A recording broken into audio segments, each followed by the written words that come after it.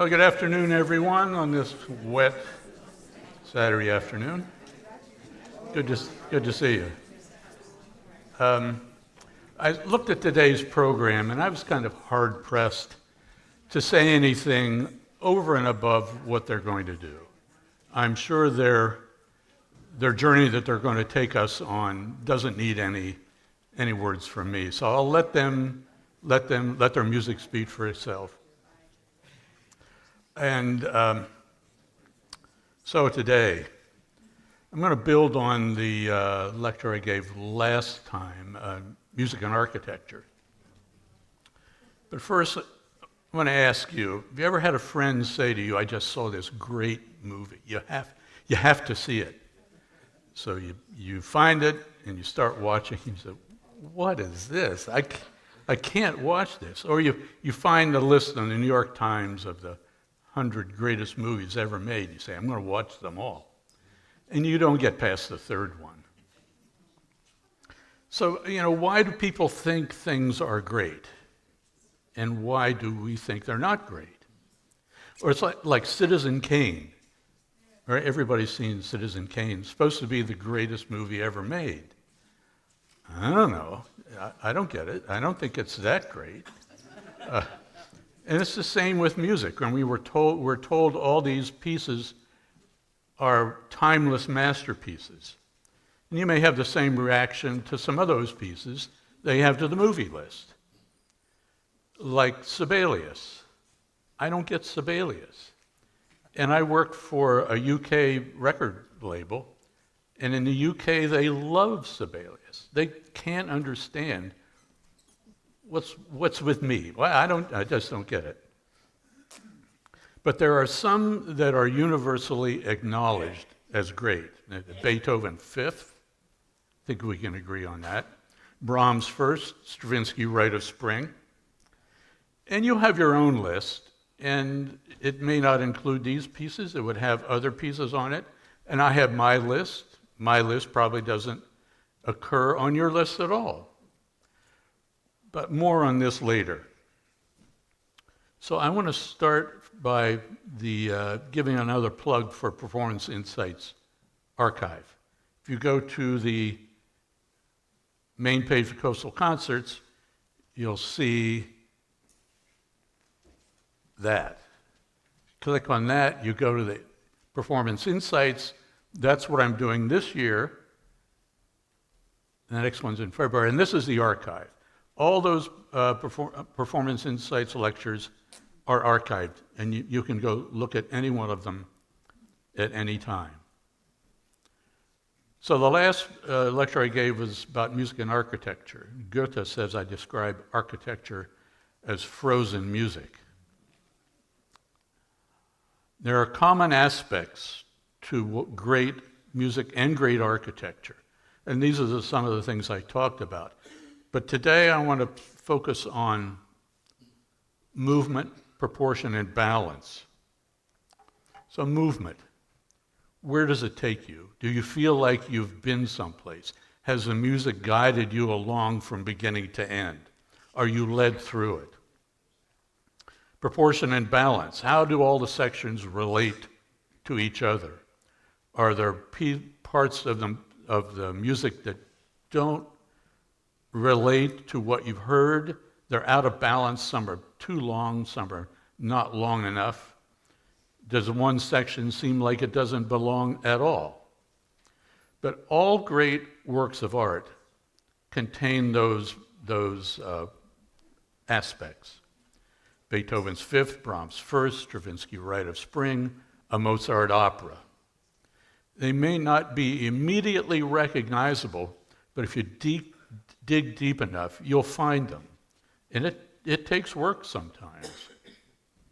Now, there's one I want to look at particularly today, is this piece, the Beethoven Eroica, written in 1803, 1804. Why? Why is this so great? Well, I have my own thoughts on that, and we're going to explore that today.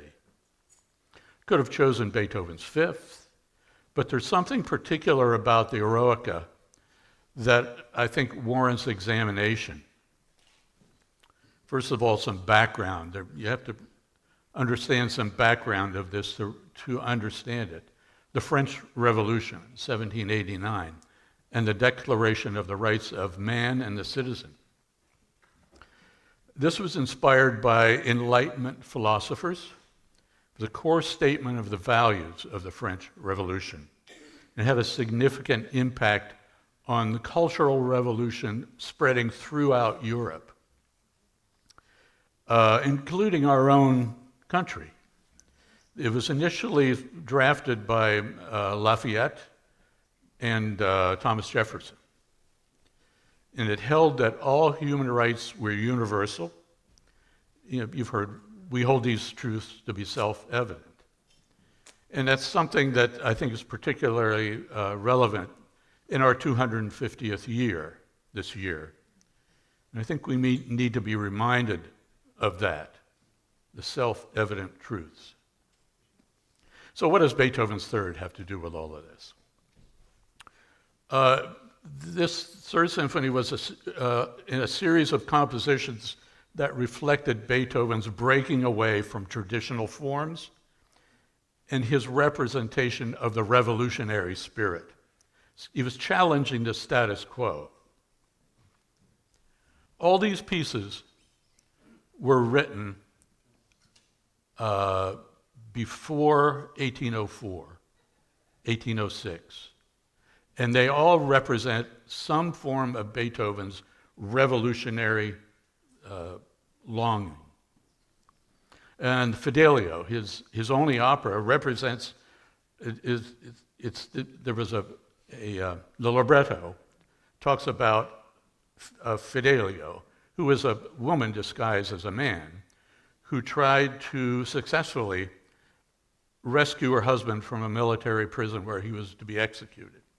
And it fits Beethoven's aesthetic and political output: sacrifice, heroism, and eventual triumph.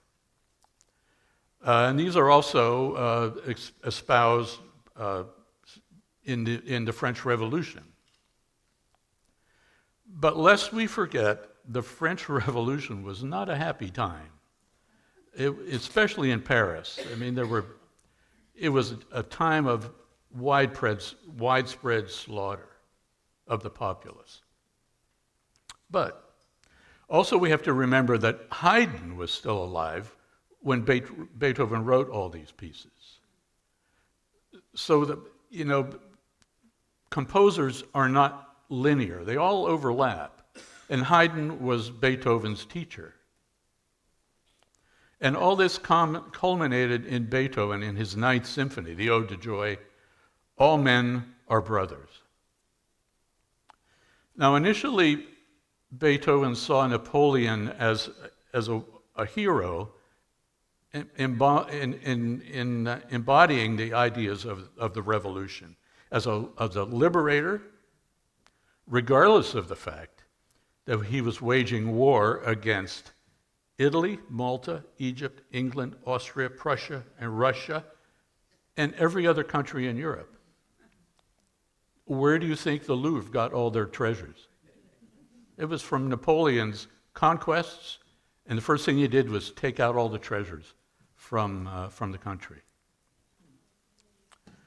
And this admiration led Beethoven to dedicate his Third Symphony to Napoleon, and he originally called it Bonaparte.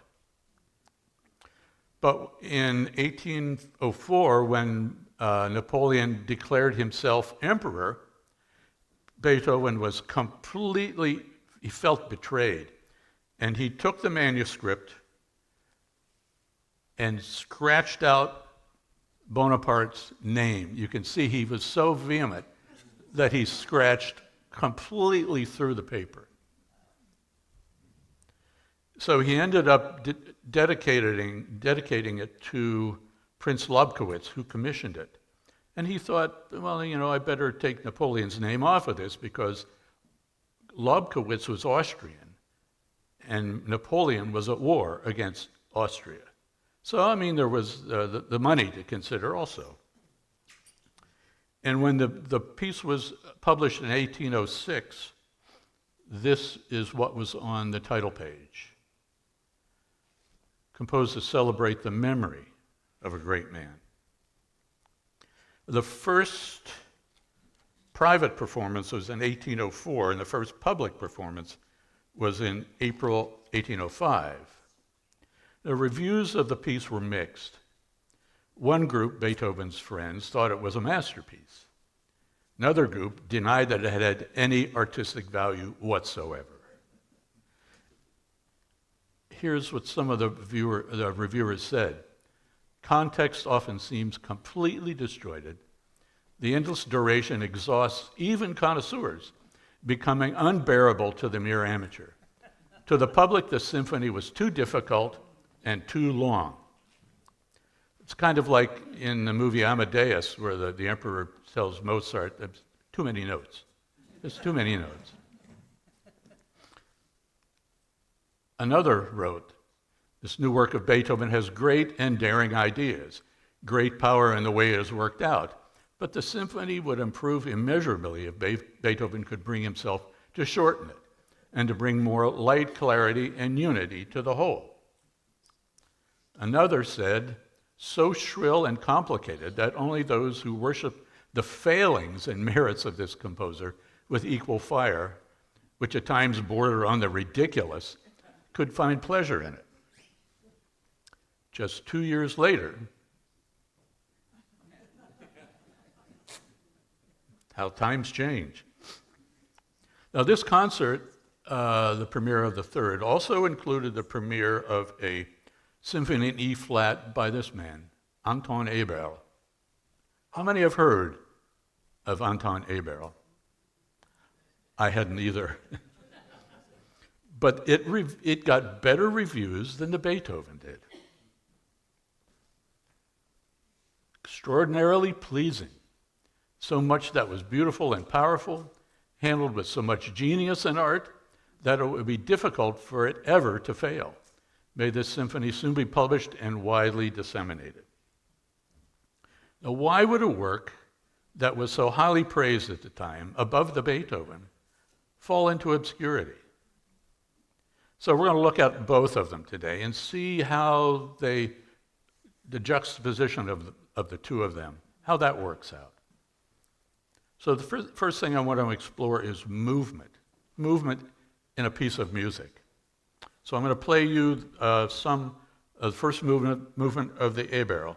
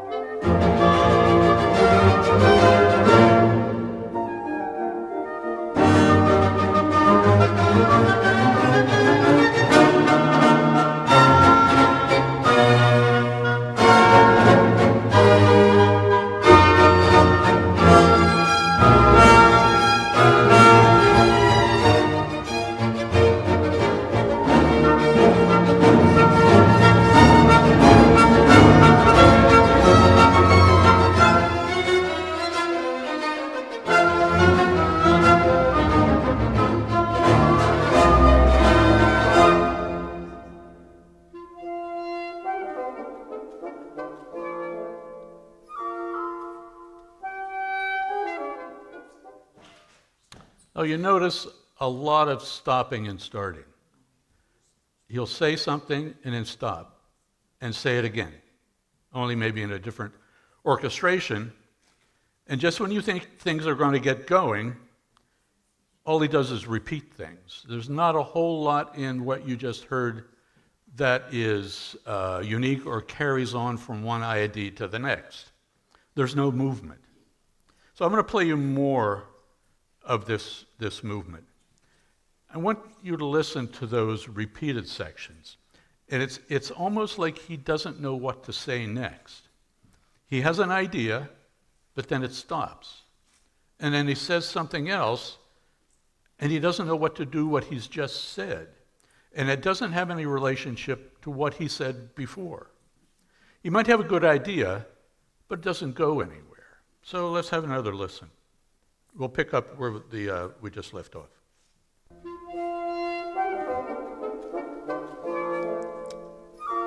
More repetition.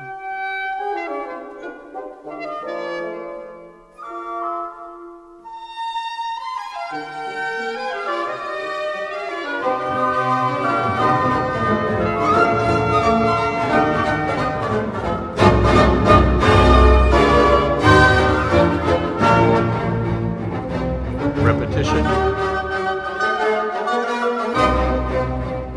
More repetition.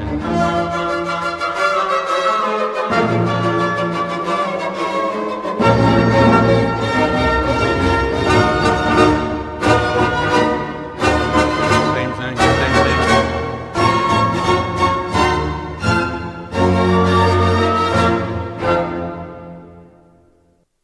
Certainly is a noisy symphony.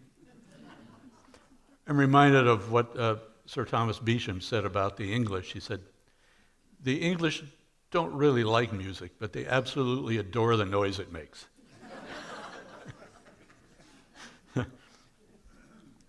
But things start and stop too much. It doesn't flow. It doesn't flow. And that's one of the big things between a good composer and a mediocre composer. A good composer knows how to take you along, take you from beginning to end. Another thing is proportion and balance. The first movement is about 8 minutes long, but the development section is only a minute. And this is where the composer really shows his worth, is in the development section. How do you develop what you propose at the beginning, your premise? How do you enlighten the listeners? But things are out of balance. And here's the development. It's only a minute long.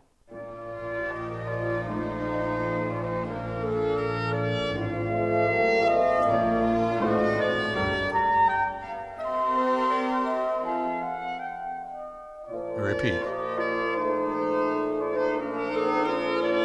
Repetition is not development.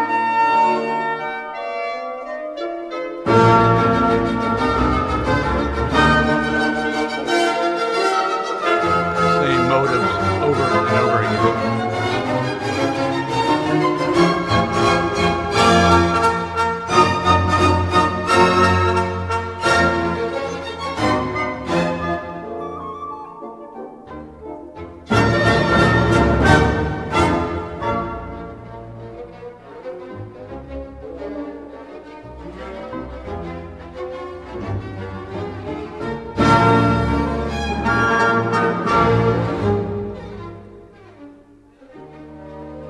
Right back into the recapitulation. So there's either nothing to develop, or he doesn't know how to develop. Another difference between a mediocre composer and a great composer. It's as if we're on a train and we never leave the station. We're always at the same place. So before I play some of the Eroica, I would point out just a few things. First of all, the start of the symphony. Now that is revolutionary. Most, if not all, symphonies up to this time started either with a slow introduction or went right into the allegro. But these two E-flat major chords would have been startling to the people at that time. But it's also interesting to note that that movement ends in the same way. Same thing. So let's hear some of the first movement of the Eroica.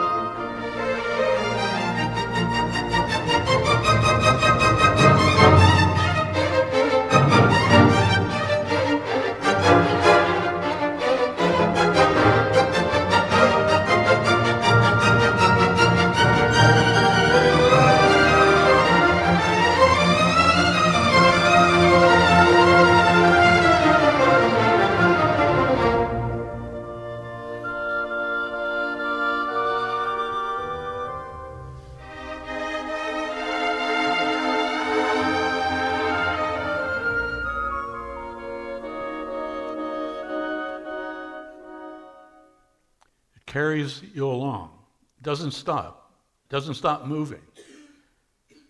And one of the reasons is it changes key almost immediately. That new tonality takes you away from the start of the piece into something different. It's alive, it's not static. New ideas are introduced seamlessly. He doesn't stop and say something else. Stop and say something else. It's one continuous flow. Now, the balance and the proportion of this movement, the Eberl had only a 1-minute development section. The exposition here is about 6 minutes. The development is 8 minutes. And the recap is another 6 minutes. So you can see sections are perfectly in balance. So let's move on to the second movement, and we'll start with the A-barrel.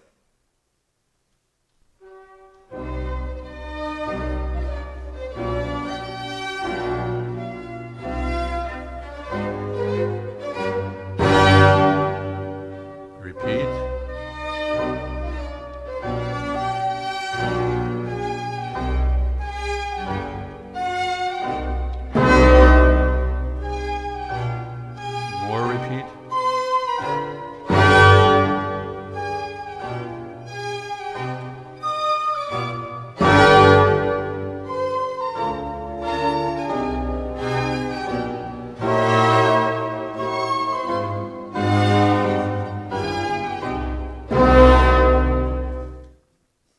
It's all in the same key. There's nothing to keep you interested. There's nothing to move you along, except when you get to the end of the movement. And here I think is probably the most original part of this symphony. It's quite unexpected, and it's quite charming.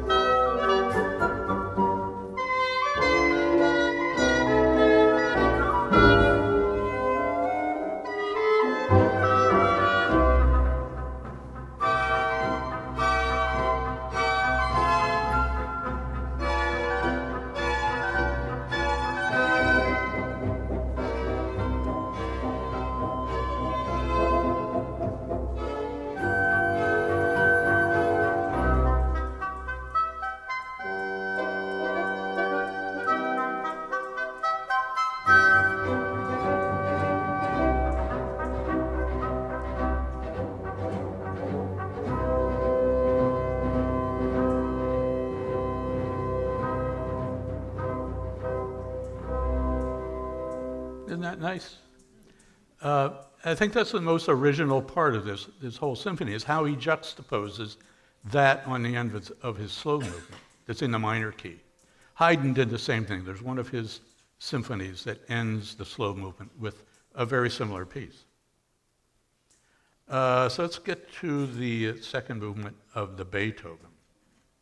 About 15 minutes longer, and it's the emotional center of the Eroica. It's marked Marcia Funebre. It's a funeral march. Funeral marches in those days were accompanied by muffled drums. If you listen to the basses, the bass viols at the beginning of this, he's imitating those bass drums.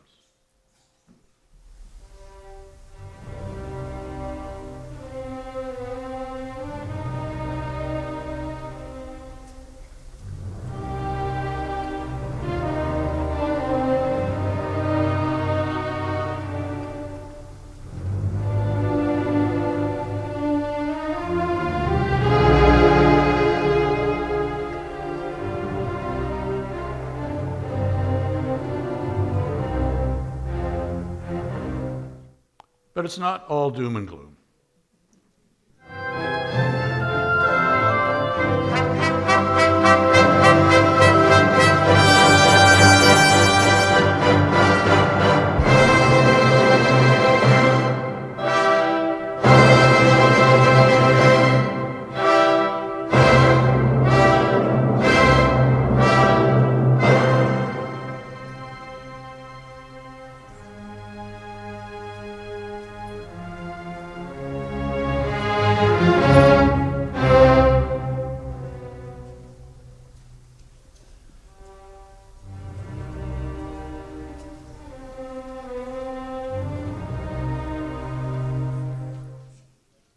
I'm not going to play any more of the Eberl because it's going to start sounding like a broken record.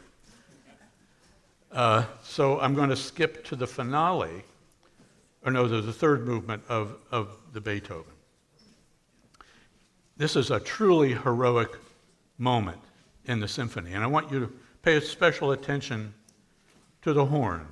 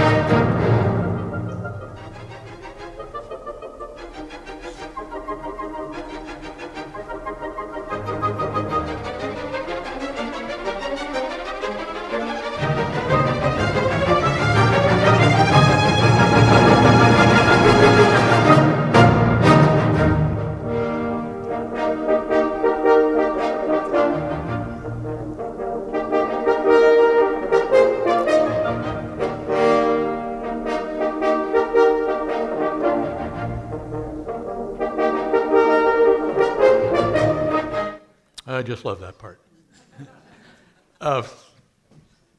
So we come to the finale of the Eroica. And here's where I have problems. And you say, okay, well, who are you to question Beethoven? I get it. But I'll explain.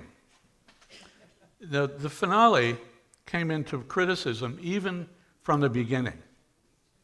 Finale has much value, which I am far from denying it. However, it cannot very well escape from the charge of great bizarrery. People thought it was bizarre. Why?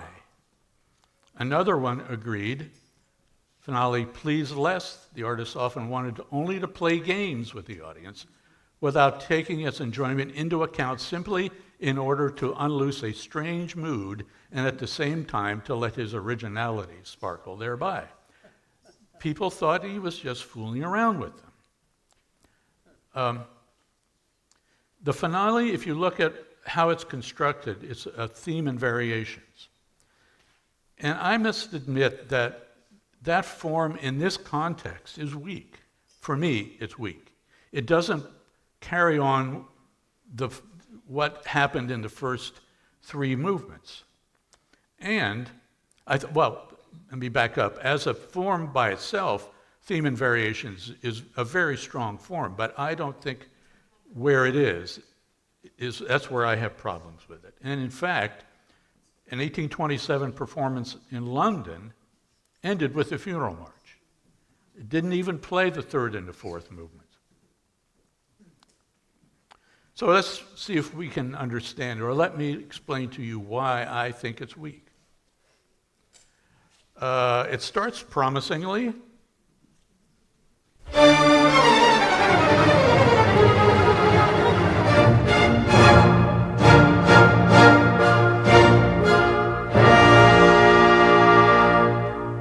Maintains the tone of the previous movement, but then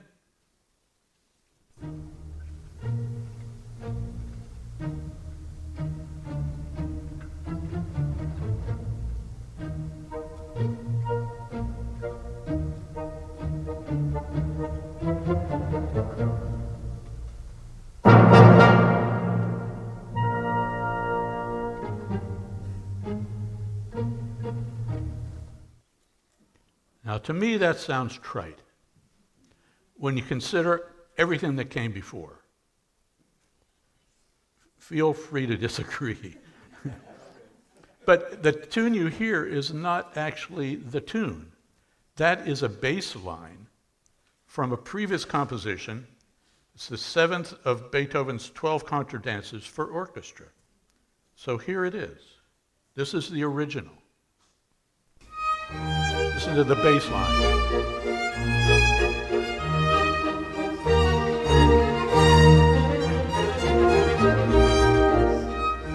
It's the same bass line as we just heard.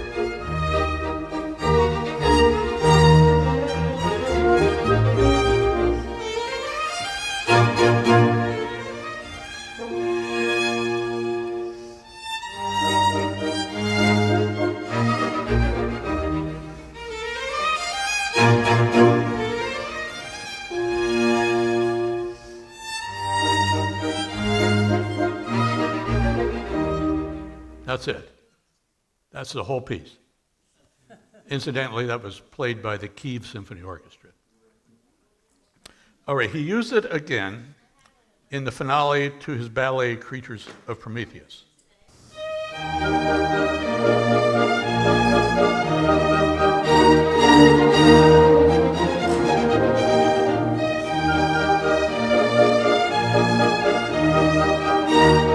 Hear that bass line? Same bass line.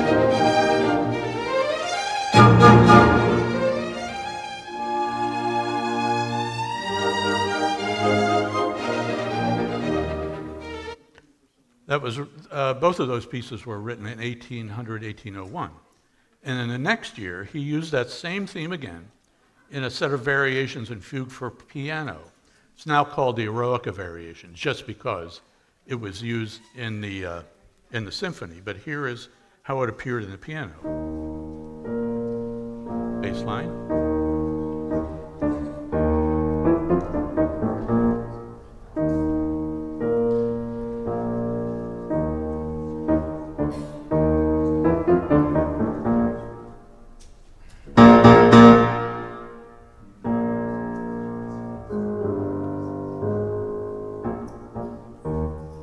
Now, with the whole theme added on top of it.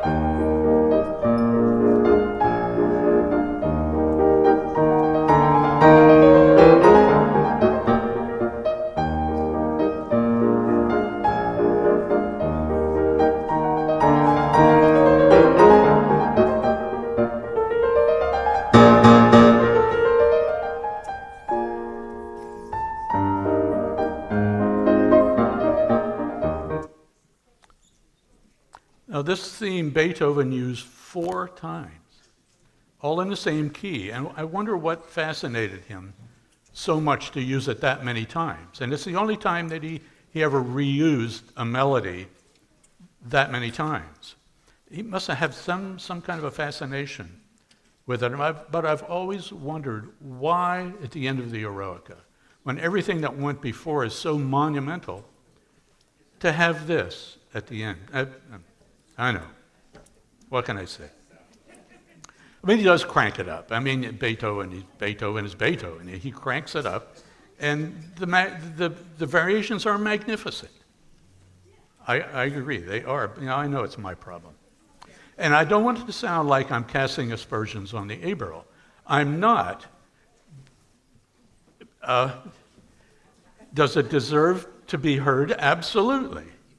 And there are many such works that we never hear, but they need to be heard. Just because it's not a masterpiece doesn't mean it can't or shouldn't be heard. But when you place it next to a masterpiece like the Eroica, you can see the difference. I think it suffers by its juxtaposition. I thought the Eberl was the 19th century equivalent of a beach reed. It's fluff, it's enjoyable, but do you go back to it? No, probably not. It's a one and done, essentially. So here we have, I think, what is wrong with a lot of our concert life, but maybe not here in Lewis, okay? Is that all people want to hear are Mozart, Beethoven, and Brahms, all the Brahms, same pieces over and over again. So what's wrong with an occasional Eberl, Florence Price, or Jocelyn Chambers? We need spice in our lives, just like in our food. So I hope today you can at least see what the difference is between a mediocre piece of music and a great piece of music. So I'm going to finish up by playing the coda of the Eroica, and it ends in an appropriately heroic fashion.